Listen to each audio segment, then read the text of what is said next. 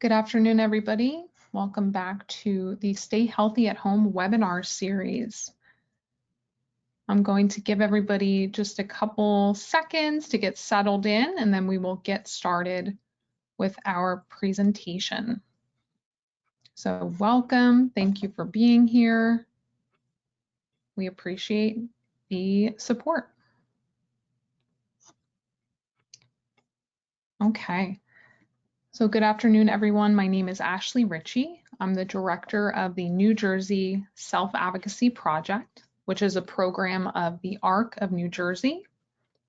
We're really grateful you all could be here this afternoon for a presentation that deals with a very important topic, creating healthy, safe boundaries. So just as a reminder, if you have any questions, comments, or feedback, please use the questions box located on your control panel, your GoToWebinar control panel. There will also be a very brief survey presented at the end of this webinar. We'd like to know how you enjoyed today's webinar and any topics you'd like to see us present in the future. I am very happy to be joined by two guest speakers today. So I would like to introduce Dr. Ryan and Sara Brown. Dr. Ryan is the online program director for Strive Worldwide, an online program designed to teach independent living skills to individuals with intellectual disabilities and autism. Anne's background prior to joining Strive is in higher education, serving as an academic dean and campus president. Anne has a master's degree in higher education with a focus on online teaching and learning and a doctorate in academic leadership. Dr. Ryan's academic research has focused on providing access to higher education in underserved populations. Anne lives in Kennebunk, Maine with her husband, Brian, son, Ollie, and dog, Stan. Sara Brown is the training coordinator for PSL services at Strive, an instructor for Strive Worldwide and TOPS, Strive's transitional program for high school students. Sara has worked with PSL Strive since 2004 in residential and community support, program management, and curriculum design, and lots of other really fun projects. Sara enjoys building relationships with participants and furthering inclusion through education. Sara studied sociology at the University of Southern Maine and is EdTech 3 certified in the state of Maine. Thank you both for being here today. Thank you, Ashley, and thank you for having us back. We are thrilled to be here. Welcome to all of you, and thank you for joining us today to learn about creating safe spaces. So what we are presenting today is a combination of parts of 2 of our 5-week online courses that we offer at Strive Worldwide, which again is an online program that teaches independent living skills to neurodiverse students. And we're excited to be here today to talk to you about understanding the differences between healthy and unhealthy relationships, practicing setting and accepting personal boundaries, and defining and practicing setting safe digital boundaries. So yeah, as Ashley said, those are big topics. So thank you for joining us today to talk about that. Just some quick housekeeping before we get started. I know Ashley mentioned this, but here's a visual. If you do have questions for us, please post them in the questions box. And also, we will be asking questions to all of you throughout today's seminar. So if we ask you to post in the question or answer in the questions box, that's where you answer. Okay. All right, so I get to talk to you about the agenda. So first up, we're going to do a little bit of introductions. You've already kind of heard a little bit about us, but we're going to do it again. Then we will look at some icebreaker activities. Then we're going to talk about what are healthy relationships. We like to make sure we define everything before we go too far into it to make sure that we're all on the same page. We're going to talk about what do healthy boundaries look like. And then we're going to talk about how are boundaries different when we are virtual. Cool. And then we always wrap up our work with a little activity that we call Rose, Bud, and Thorn. So we will ask everybody to share with us something that you learned today, something that you're looking forward to, and if anything was unclear or challenging, we want to know so that we can clear it up for you. Okay? So if you like to think about those things ahead of time, now is your chance. All right. So Ashley already did some great introductions, so we'll just be very brief here. These are the faces you're seeing on your screen. And again, I'm Ann Ryan, the Program Director for Strive Worldwide. I've worked for Strive for a number of years since the launch of this program, a little over 2 years. And prior to that, was a volunteer for Strive. Great, and I volunteered with Strive since 2000, and then I've been with Strive professionally since 2004. And since the whole world has gone virtual, I have also gone virtual and am doing pretty much a lot less of our staff development training and a lot more classes for participants and more direct support virtually. So that's been an exciting change, and we were ready to go. When everybody else went virtual, we were ready because Strive Worldwide had been around for about a year at that point, and we were already doing online education. So we're kind of old hat at this by now. So we're pretty excited. So when I was doing more professional development, this is an idea that we really try to impart to our participants, the idea of do with, not more. So for our staff, do with, not for. We want all of our supporters to make sure that the participant and what they are thinking and feeling is the most important thing, right? So if you're attending as a supporter in your own role because you want to get the best out of this you can, awesome, go for it. If you're attending today in a supporting role and you're supporting a participant to attend, remember that we want to hear from the participant, and that might mean, rephrasing a question, or maybe it means typing for someone if they ask you to. But otherwise, we want the participant to participate as much as they can and as fully as they can. Make sense? Great.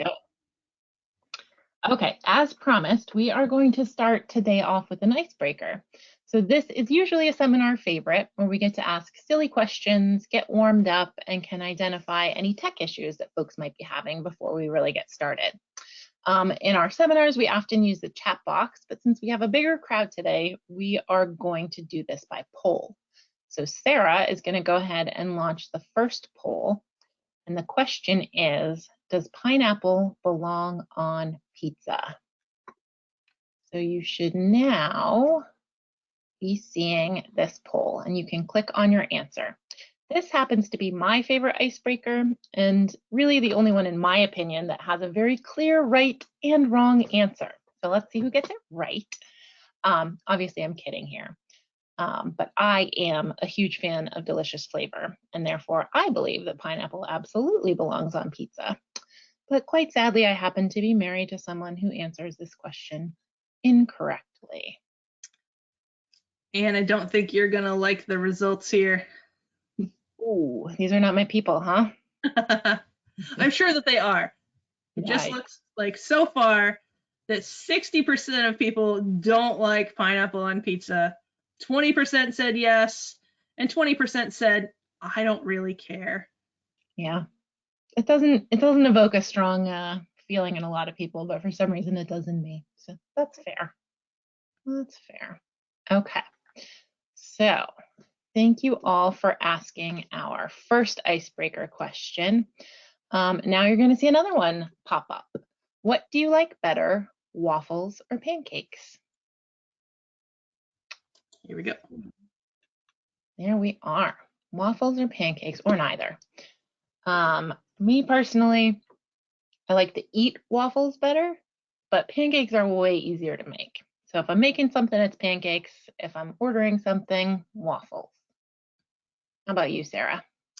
I think I would agree. I would rather eat waffles, but I do sometimes tell people that I had a career as a professional pancake chef, which is moderately true. I did make a lot of pancakes for pay, so I guess that counts, right?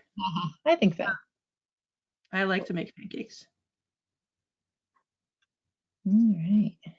All right, so I'm going to close this poll, and I'm going to try sharing it so that you can see what everybody answered. Looks like they agree that people prefer pancakes. Yeah, they are definitely easier to make. Okay. We have one last question, and less of a silly question for you. On a scale of 1 to 5, with 5 being totally comfortable, how comfortable are you setting a boundary? This is one, I think it's probably the toughest part of what we are going to be doing today. I think setting a boundary can be really hard. And so the reason that we are asking is because we are going to be practicing a lot today, and that's how you become more comfortable setting a boundary. So let's see. All right, we got some mixed results coming in. Yeah, looks good. We'll give people another couple of seconds here to think about their answer, then I'll share it with you. Remember, 1 is not comfortable at all, and 5 is so comfortable you set boundaries all the time. All right, here we go. I don't see the numbers going up anymore, so I'm going to close the poll and share it with you. We can talk about these numbers. So nobody said that they're completely uncomfortable. That's good, right? And a lot of people said that they are super comfortable setting boundaries. So great, you're going to ace this class. Nice work. Very good. Well, awesome work with those. Again, this is something a little silly that we do every seminar, but just gets people in the groove. And now that we know the polls and the technology is working, we can jump right into creating safe spaces. All right, so like I said at the beginning, we like to define the things that we're talking about to make sure that everybody understands, because saying I don't understand can be really kind of a scary thing. But I guess if you're really good at boundaries, maybe it's not. But we want to make sure that everybody knows what we're talking about when we say healthy and unhealthy relationships. So we're going to give you some examples of healthy and unhealthy behaviors in relationships. Okay, so not every healthy relationship will have everything on this list, and not every unhealthy relationship will have everything on this list, but these are some examples. Okay, let's look. All right, so healthy relationships have open communication. There is lots of respect of boundaries and privacy. In healthy relationships, there's compromise and they are fair. There's shared responsibility. Healthy relationships are respectful and trustworthy, supportive, honest, and everybody involved takes accountability for what they are responsible for. Okay? Sounds good to me. Let's look at some unhealthy behaviors. So, where there's open communication in a healthy relationship, there's poor communication in a lot of unhealthy relationships.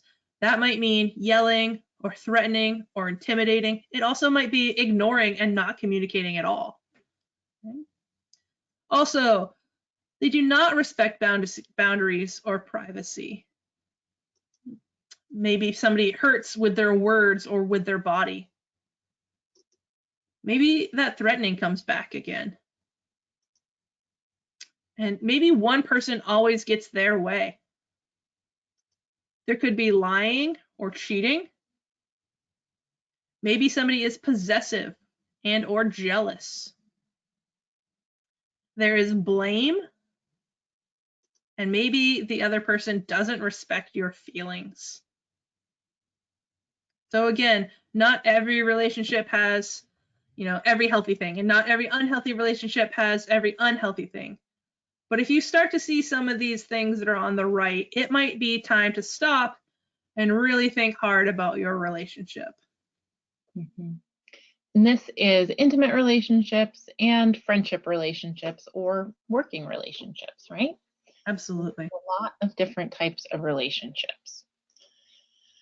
So now we're going to give some examples of healthy and unhealthy behaviors in a relationship. And you're going to vote if you think the behavior is healthy or unhealthy. So Sarah will launch a poll after we review each example, and you'll vote either healthy or unhealthy. So the first behavior we're looking at, is this healthy or unhealthy? Your best friend doesn't like you hanging out with anyone but them. If they find out you've talked to the other friend, they get mad and try and make you feel guilty. Okay, so You should be seeing a poll in just a moment where you can vote if that is healthy or unhealthy. And then once you've voted, you can type into the questions box why you think this is either a healthy behavior, like if you chose healthy, or unhealthy if you chose unhealthy. So you can type those again right into the questions box. What about this behavior makes it healthy or unhealthy?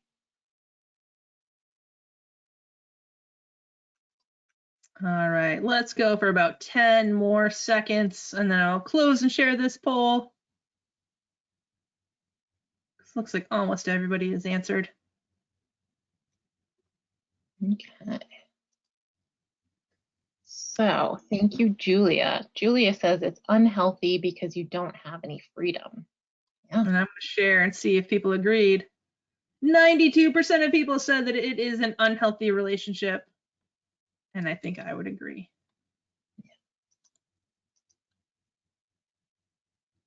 And it looks like Maria said it's not healthy to be isolated to one person. Yeah. Great. Good stuff. So you guys can feel free to keep typing in the questions box your answer, but I am going to put up the next example so we can keep going. So next example, you're dating someone new, you've been out a couple of times, and at the end of the date, they ask if it's okay to kiss you. Is this healthy or unhealthy? Here comes the poll. Okay, so you can answer in the poll, and then you can tell me why again in the questions box.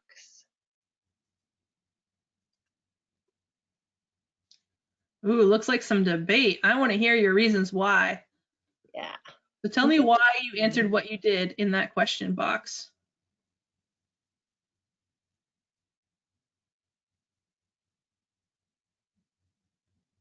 So Maria says they asked if it is okay to kiss before doing it. So I think that's healthy. Julia says it's unhealthy because what if that person is constantly asking you?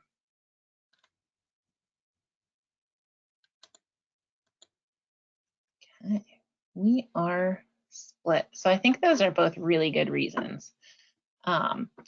Consent is an important part of a relationship, right? And so in this example, the person you're dating is asking if it's okay. And that gives you an opportunity to say no or yes. So because they're giving you that choice, I would say that's healthy. But not everybody is comfortable kissing, and that's totally okay, which means it's perfectly fine to say no. But if, like Julia says, the person is constantly asking you, that will tip from healthy to unhealthy, right? Because that's pressure. That's different than giving you a choice. So excellent, excellent job, guys. Nice work. Let's take a look at one last behavior. Healthy or unhealthy? You love your dad, but he has a temper. When he gets really mad, he sometimes hits you or your other family members. He's always very sorry when he loses his temper and says he wouldn't do it if you would all just behave. Is that healthy or unhealthy?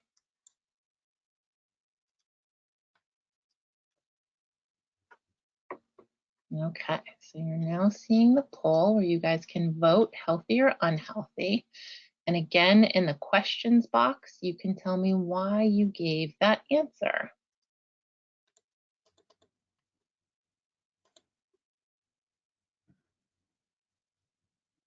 Looks like we're a little split on this one too. Yep. Looks like 65% of people have answered, so great job. Yeah, so the father needs to seek counseling to better his situation with his family. That's from Maria. And Julia says, what if he's just joking or playing around with you? And Gina Marie says, it'd be the circle of abuse. You behave and no one responds to what the other person. Sorry, chose to do. Meg says physical abuse is never okay, even if they apologize after. Yeah. So I think. All right, let's close and see this poll answer, see what everybody said. Yeah. A lot of people said unhealthy. I think so too. I think somebody said it in the chat box, you know, abuse is never okay, right? You don't deserve to be hit by anybody, even if they're family. Yeah. And the other behavior in here that we had talked about before is it's blaming, right? It's blaming the person that is being hit for the hitting, right? So we're going to call that unhealthy. Okay, you guys did awesome with that. Thank you. Great work. Try another game.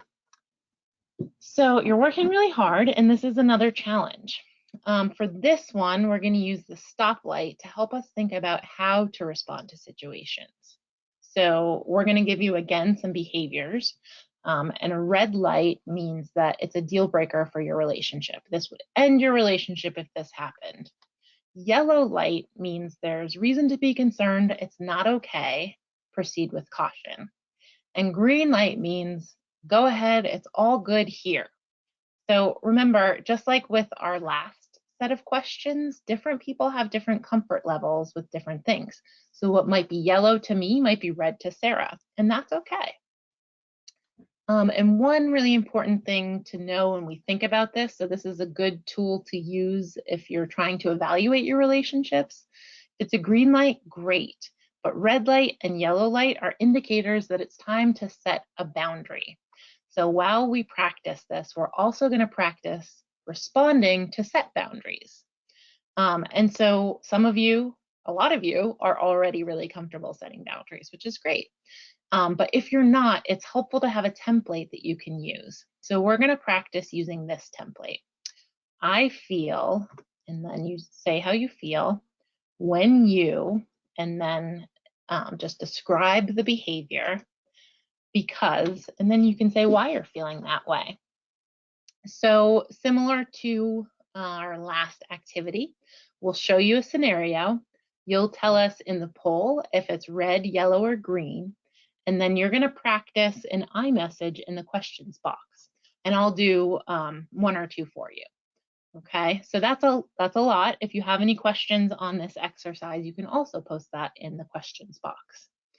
So let's go with our first scenario. My friend will only hang out with me if they can't find anything better to do. Does this feel like a red, yellow, or green light to you? I'm going to launch that poll. There we go. So you can answer red, yellow, or green in the polls. Okay. Got some votes in there, and we've got some in every category. So that's great. So keep voting. And then I am going to tell you how I feel, and then I'll give you an example. So I would say for me, that's yellow. And that's yellow because I want to feel important in my relationships. And if someone doesn't want to hang out with me or only wants to hang out with me if there's nothing better to do, that doesn't make me feel important. So I might say something like, I feel like leftovers when you only want to hang out if there's no better option because I deserve to be more important than a last resort. Okay, so that's setting a pretty firm boundary. No, our relationship's not over. This is yellow, right? For me, anyway, it's yellow. I still want to work on this relationship, but I need my boundaries to be respected. Also, Julia gave us a great example. I feel when you don't want to hang out with me that you don't care because I don't feel like I'm important. Yeah, that's pretty clear. Love it. Thank you. Okay, so there's one example. Oh, here's another example from, or a question from Maria. Why hang out with someone who only wants to be there when they're bored? Yeah. Yeah. Yeah, so, sounds like you're feeling pretty red light there. Yeah. And that, I get that. You know, if you have, you know, if this is maybe the first time you've noticed this behavior, then maybe it's yellow. But if this keeps happening and somebody only continues to want to hang out with me when they're bored, yeah, that becomes a red light pretty quick. So love that. Thank you, Maria. Okay, let's try another one. My significant other texts me if they're going to be late for our date. Is this a red light, yellow light, or green light?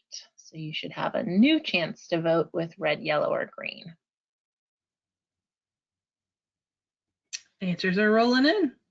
Yeah, and again, we're split. So this is good because really our boundaries are our own, right? So we need to be able to stand up for what we feel comfortable with. Oh, Maria, the question is, my significant other texts me if they're going to be late for our date. Okay. So about half of you think this is green. And I'll give my example, and you guys can give your example in the questions box if you'd like to try. So you don't actually, for me anyway, this is green, right? And you might not need one of these to use this template if you're feeling green, because everything's okay. But if you wanted to, you can also use this template to express how you're feeling, even when they're positive feelings. So I could say something like, I feel respected when you let me know that you'll be late because I know that you're still coming and you care about my time. Now, if this was the first time or happened rarely, I would be okay with that. If they're being respectful of my time by letting me know they're going to be late. But if this was a behavior that continued to happen, then it would become yellow and it could quickly become red because there's a difference between having a one-off accident and having a pattern of feeling ignored, right? So Julia gave us another great example. And she said, I feel like you don't listen to me when I ask you not to text me over and over again because it depends if you're blowing up my phone. So it sounds like when Julia was thinking about this, this is not the first time that's happened, right? So yeah, if it was not the first time it's happened, I wouldn't like that either. All right. Do you want to, let's see. Okay. Let's do one more. This one is, my new friend says that if I want to be her friend, I have to buy her lunch. Is that a red light, a yellow light, or a green light? And how would you respond to whichever you pick? So using the I feel, when you, because template.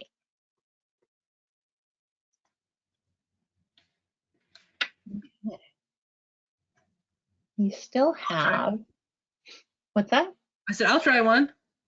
Go for it. I feel used when you expect me to pay for your lunch. It feels like I have to pay to be your friend, and I don't like that. Yeah. So is that a red light for you, or a yellow light, or a That'd be a green light? big red light for me.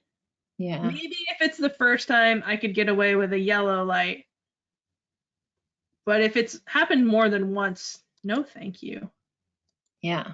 Looks like a lot of people agreed that they weren't into that. Totally. And Julia gave us a great example. I feel when you ask me to constantly buy you lunch, like you're in control of me. Yeah, that's a pretty controlling behavior, right? I'll only do this if you'll do that for me. That's not fair. That's an imbalance of power in a relationship. Yep, that's exploitation. Yeah. Not cool. All right. You guys are doing awesome with this. Crushing it. We're going to move on to Yeah. setting and respecting boundaries. Yeah, so one of the ways that we talk about knowing when to set a boundary is checking in with yourself and thinking, do I feel more thumbs up or do I feel more thumbs down? So on your screen, we've shared half of our wheel of feelings, is what we call it. And these are kind of the thumbs down feelings. So if you're feeling one of these, it might be time to set a boundary, right? So what Ann and I are going to do is we're going to go back and forth and ask each other some questions and talk about what we might feel in this situation. And if you would like to join in, you're welcome to answer kind of the same questions in the question box if you'd like. Okay, Ann, are you ready? I'm ready. All right, here comes number 1. Your boss asked you to work an extra shift this weekend, but you have plans already. He's really pressuring you, and he does this all the time because he's not great at planning ahead. You already have tickets to a concert you bought a long time ago. How would you feel about this? So if I looked at the feelings wheel, some of the feelings that I would feel is frustrated because this isn't the first time it happened.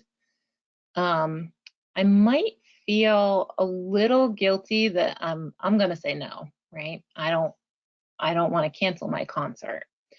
And I might just be annoyed, right? Because, you know, if we planned better, this would have been okay. So I might say something to my boss. I'm not going to use the template. I'm just going to say, you know, I'd really love to be able to help you out, but because I'm just hearing about this now, I actually already have plans. I purchased tickets to a concert that are non-refundable. So, you know, next time if you want me to work on the weekends, could you give me a few weeks heads up so I can be sure to be available for you? Great. And so, yeah. And Julia shared with us in the chat box that she might feel, oh, I lost it, angry and upset. And there was one more, but now I can't see it anymore. Angry, upset, and anxious. Yeah, I think I would feel similarly. Yeah. And somebody else said, I'm not sure who, I don't like being told things at the last minute. I don't either, right? I made those concert plans a long time ago. Yeah, that was also Julia. Great answers, Julia. Okay. Let's try another one. This time we're going to have Sarah respond. So Sarah, you're grocery shopping and a woman asks you if you need help. It seems like she's underestimating your ability to be out shopping independently. So how do you respond? Do you take her up on her offer to help? Do you say no? And how do you say it? And what are you feeling? That's a lot of questions. That was a lot of questions. I'm going to answer your question with a question. Do I look like I need help? Like, am I reaching for something on the top shelf and I can't quite reach it? Am I, you know, falling over my cart? Or am I just like bebopping along, you know, crossing things off my list, putting them in the cart, being an efficient shopper that I am? Let's say I'm doing a good job and she wants to help me, is she judging me based on my disability? Because in that case, I'm going to be a little offended, I think. I understand that she's probably trying to be nice, but if she's underestimating me, I don't like that. Yeah, in a little bit, we're going to talk about, you know, we'll give you some examples of ways to say no. But that one, I feel like I would say, no, I'm capable. I can do this. Thanks, though. Yeah, no thanks. I'm all set. Right, and then if she tries to be pushy, I'm just going to walk away. Right? Okay, so you guys have done a pretty amazing job setting boundaries. And that's great. And you told us coming into this that a lot of you felt pretty good about it. But what about receiving a boundary? What about if someone tells you no? That can be more tricky because that can sometimes hurt our feelings or get into our egos. So now we're going to practice respecting boundaries. Okay. So Sarah, I think, can ask me this one. Yeah. All right, Ann. You asked a person that you really like out on a date and they said no. How do you feel and how do you respond? I think I feel a little deflated. I'll be a little sad, a little embarrassed that they don't like me back. But I'm going to feel those feelings. I'm going to acknowledge those feelings. And then I'm going to respect the no. So I'm going to say, okay, thanks for letting me know. And that's that. You can just say, okay. And you can have those feelings inside, but we don't want to pressure other people to date us if they don't want to, right? And we'll practice So some. let's try one more respecting a boundary. So Sarah, you usually stop by your coworker's office in the morning to say hello. And today she tells you she's really busy and can't talk. How do you feel and how do you respond? I'm probably going to feel a lot of things. I'll probably be a little bit confused because this is our routine. I always stop to say hi. So I don't know. Can you not hear me? Can you guys type in the chat box if you can hear us both?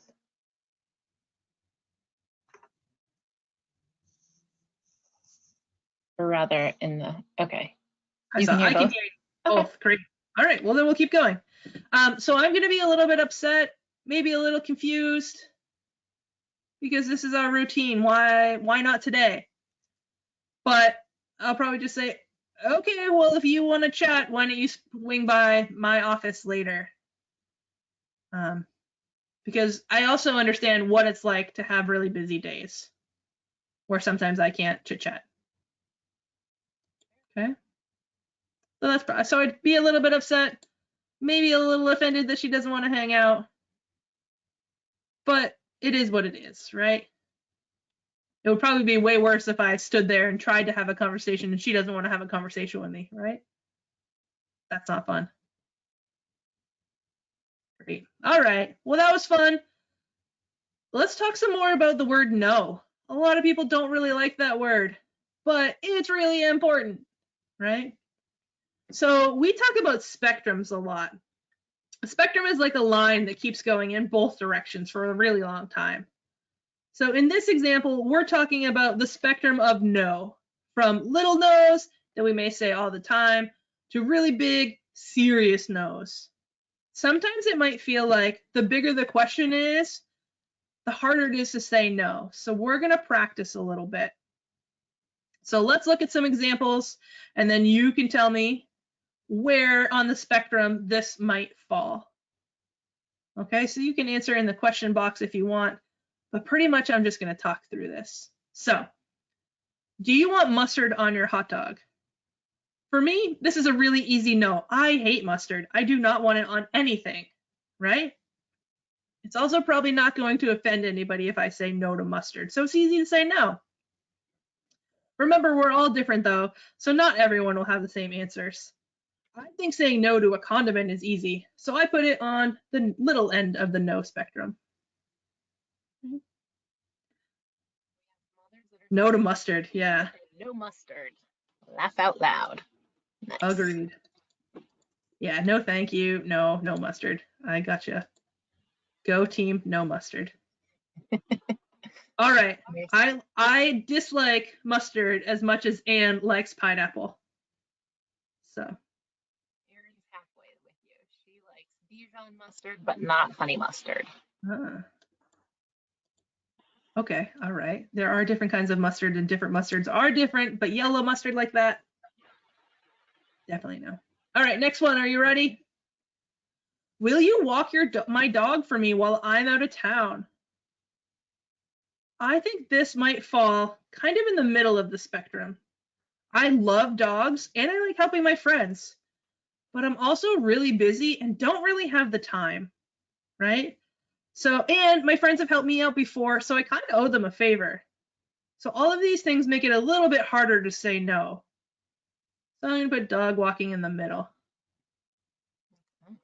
And Julia says, what if I don't know you? If I don't know you, I'm not gonna ask you to walk my dog, right? So if somebody I don't know asks me, will you walk my dog?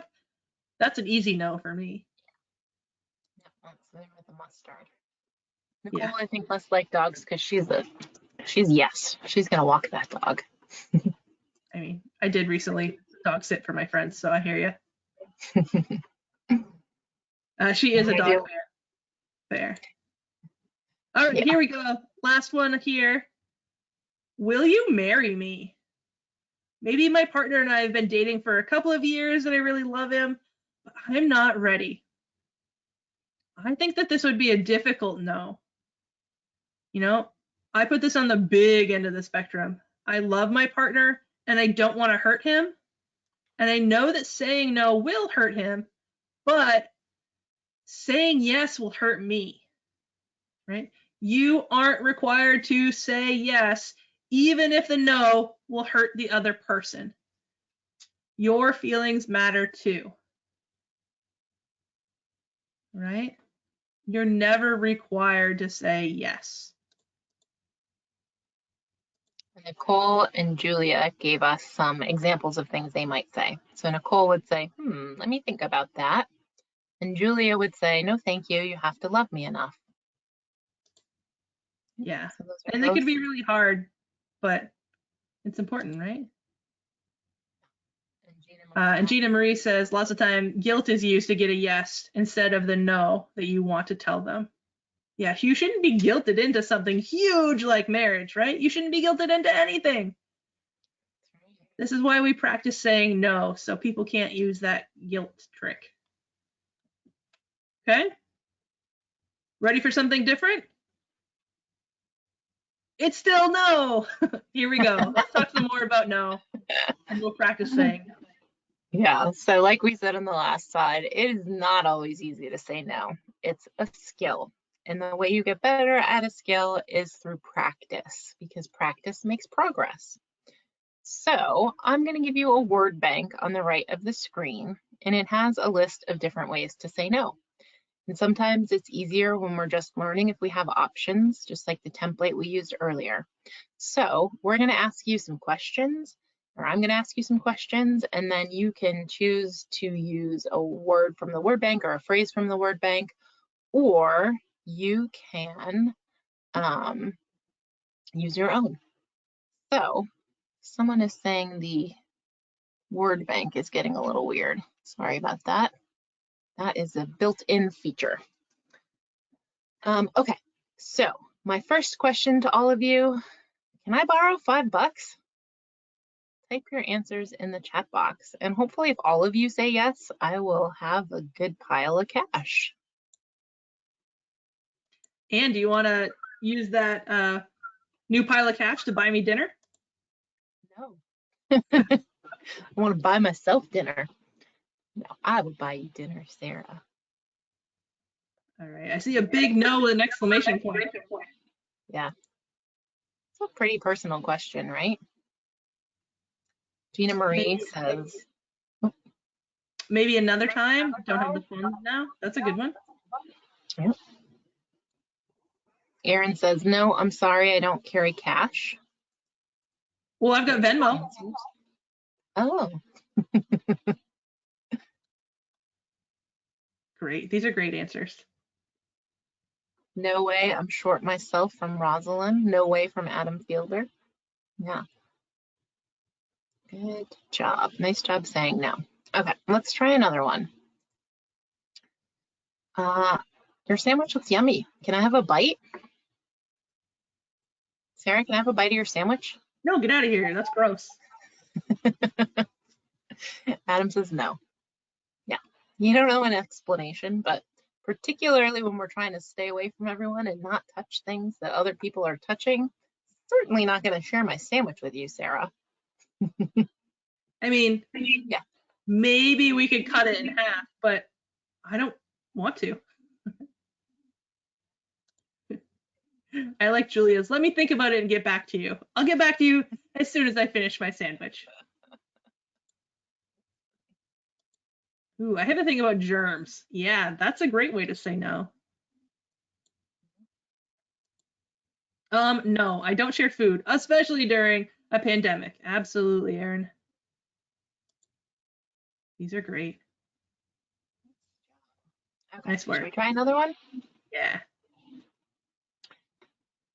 Do you need a ride? So let's say this is someone I don't know very well asking, or you don't know me very well, and I'm asking you, do you need a ride? Hey, stranger Sarah, can I give you a ride? No, thank you. That's exactly what Adam said as well. Yep. I'm all set. Yeah, that would be how I'd respond. I'm all set. I'm good. Thanks for the offer. Don't know I'm you. looking forward to getting some exercise. Yeah, Nicole says, be nice, say thank you. No, thank you, I'm good. Great.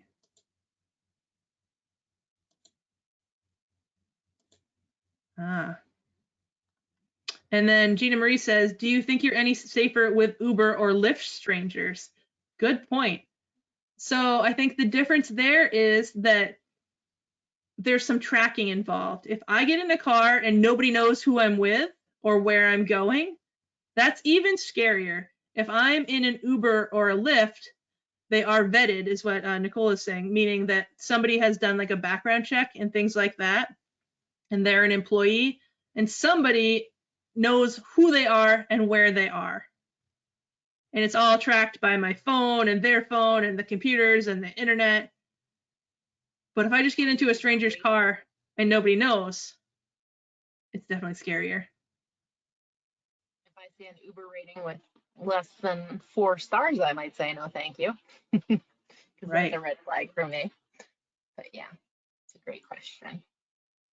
Maria Good one. says, just be nice and say no thank you. I'm good. Great. And somebody had one and I accidentally clicked out of it and said, what if you get in the car and then they ask you on a date and try to hit on you? Ooh, gross. Good reason to say no. Yeah, it's putting yourself in a vulnerable situation. Yeah.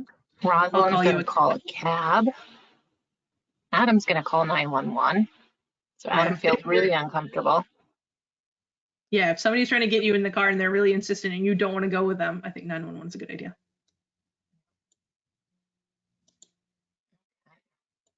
And Rosalind says, I don't know you well enough to give you a lift, right? You don't want, if you're the driver and they ask you for a ride and you're not feeling comfortable, get out of there, right? Jump out of the car in that case, run, 911, scream, absolutely. Make sure that somebody knows where you are.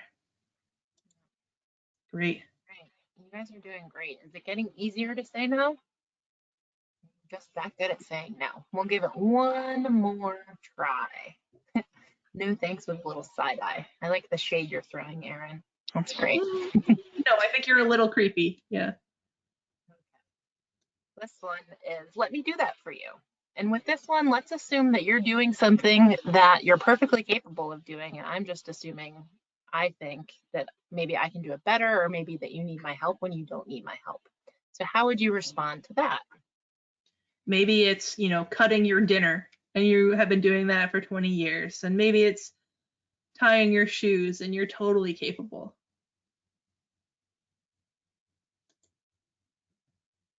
Ooh, I like that one, Nicole. I can manage, thank you. But here's something you could do for me. There's an employee who works for us and will say, no, but could you wash my car? So that's a good one. Good.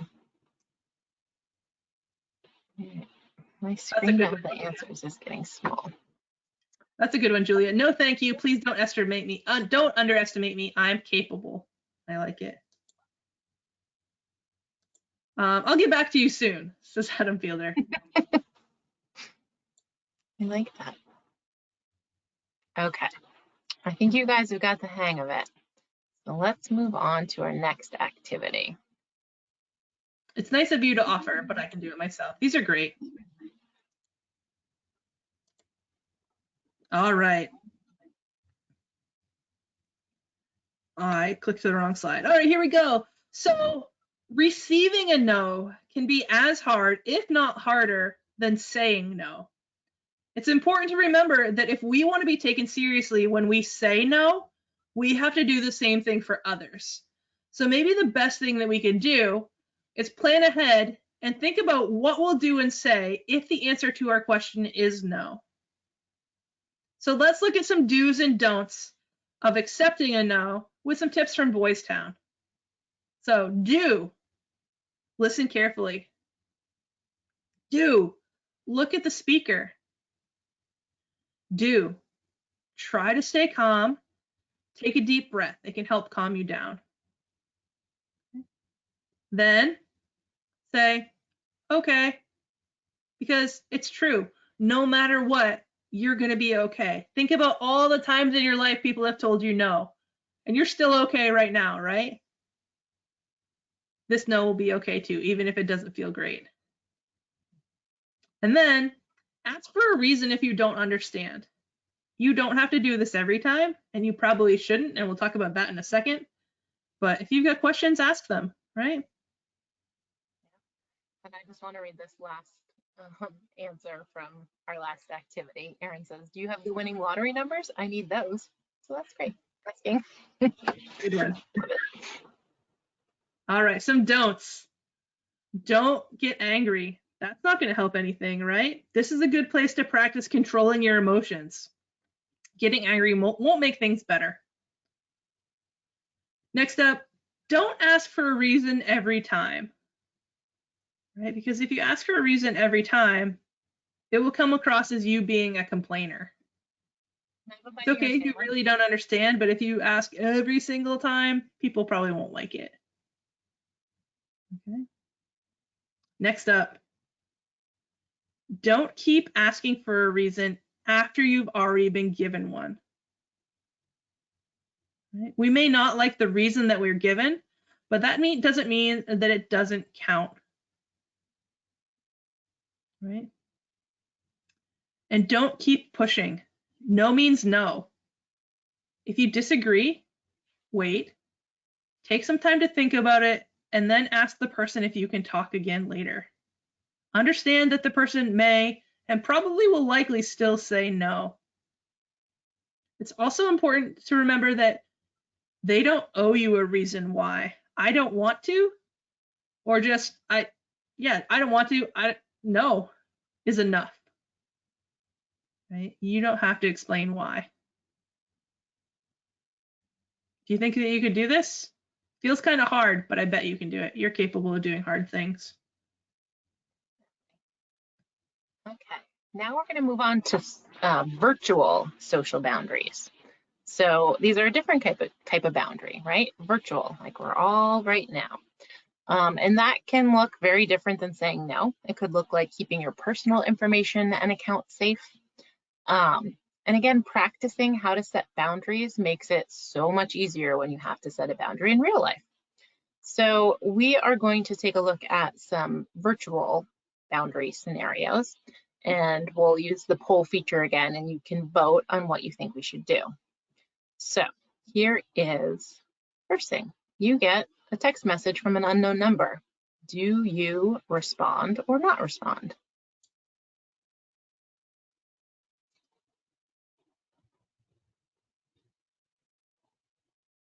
Okay. Looks like a lot of people are saying don't respond. Some are saying respond. Okay.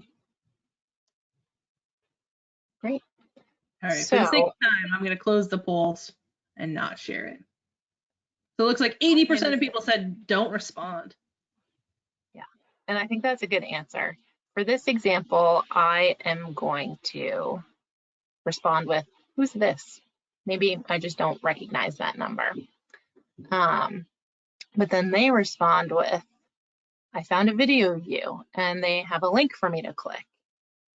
What should you do then? Should you click the link? What video is it? Should you ignore the message? Should you delete the message and block the number? Or should you politely reply, no, thank you? You guys can answer in the poll, and I'm going to keep talking because we are coming close to the end of our time here. So I'm going to go ahead and say, never, ever, ever click that link if you don't know the person.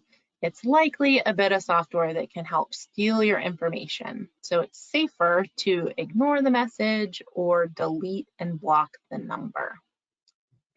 Yeah, okay. And it looks like most of you were in that B and C. So nice work there. Okay, we're gonna do one more. Has anyone played Among Us? It is an online multiplayer game that got pretty popular during this last year. Sometimes you'll know the players, but likely you won't. So there's an opportunity to chat with other players. So let's look at a chat box in Among Us, and you tell us what purple should do. So purple says hi. Oops, sorry. Orange says, hi, purple. What's your Snapchat screen name? Do you want to give your Snapchat screen name? Let's see what our choices are. You can close the chat box and keep playing. You can share the screen name The more Snapchat friends, the merrier. You could give a fake name or you could leave the game. And if those of you aren't on Snapchat, that's a social media app. So why don't, instead of using the poll for this part, why don't you tell us in the question box, A, B, C, or D? Because that way you can still see the answers.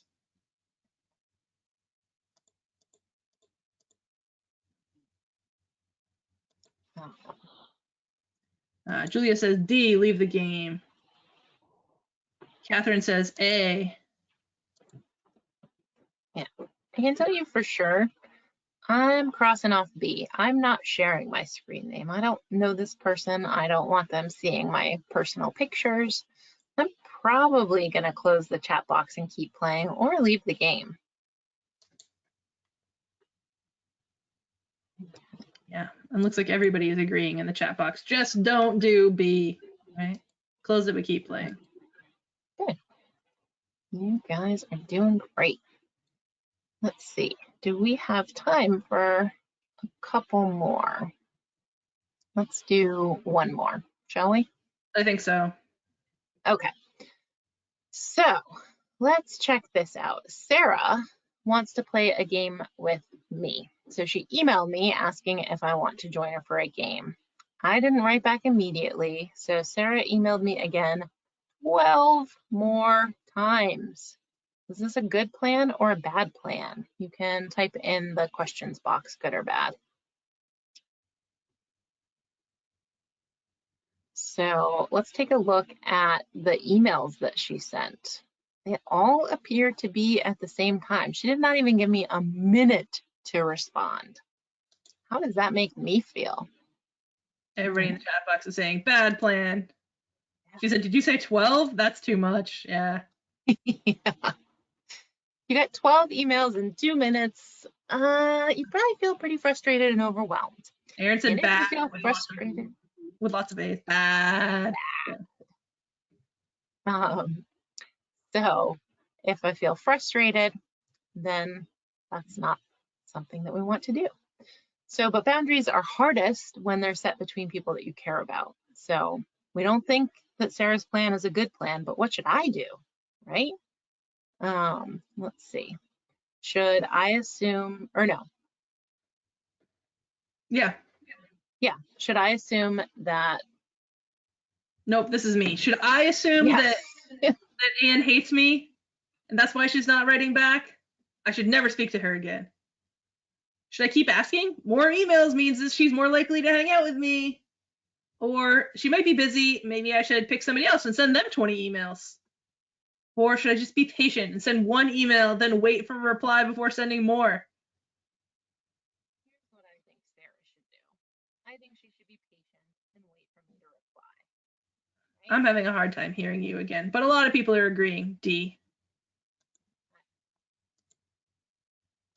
So I'm going to skip to here. Are you still having a hard time hearing me? It's better now. Okay, great. So we're gonna try another template a little bit different, right? I feel, when you, that's the same, but we're gonna change it up a little bit so we can set very clearly what our expectations are with a next time, please. So if Sarah's blowing up my email, I'm gonna say, I feel overwhelmed when you email me 12 times in 1 minute. Next time, please just wait until I respond, right? Yeah, I think that's great. And we've got lots of other examples here, but I think it's time to go straight to Rosebud Thorn. So our Rosebud Thorn activity that I told you about at the beginning, we want to know something that you learned, something that you're looking forward to, and if there's anything that you're still unsure of. And Anne is going to put that link in the chat box. And then you can fill that out on your own. It should link to a Google form that you can fill out. So I think we also just want to thank everybody for attending and participating today. Been a super great group. We've had a great time. Thank you for that. How about you, Anne? What do you think? Yeah, I want to thank you for all of your interaction. That makes it a lot more fun for us when we know we're not just talking to a wall. And you guys did awesome. You've set some great boundaries. I think you're feeling more confident in setting those and in receiving those, and that is so important, whether you're face-to-face or you're digital, or it's with a stranger or a loved one. Setting boundaries is an important skill that I think you all have gotten a good handle on. So nice work. Thank you both so much. Thank you, Anne and Sarah, for presenting today. And I just love seeing all of the responses in the questions box, so much participation. So thank you both for sharing all of this information.